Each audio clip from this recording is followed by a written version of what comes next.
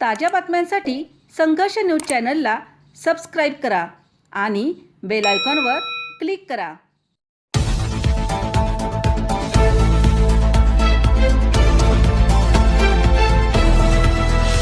संघर्ष न्यूज, जनतेसाठी एक पाऊल पुढे।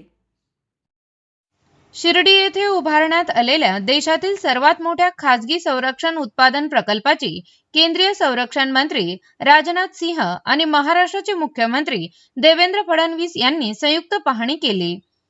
यावेळी chief of defence staff general Anil Chavan, पालकमंत्री राधाकृष्ण विखे पाटील यांच्यासह वरिष्ठ अधिकारी उपस्थित होते।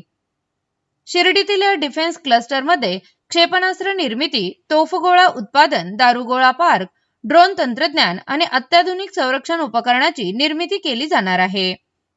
या प्रकल्पासाठी हजारो कोटींची गुंतवणूक करण्यात आली असून स्थानिक MSME उद्योगांना मोठ्या चालना मिळणार असल्याचे सांगण्यात आले।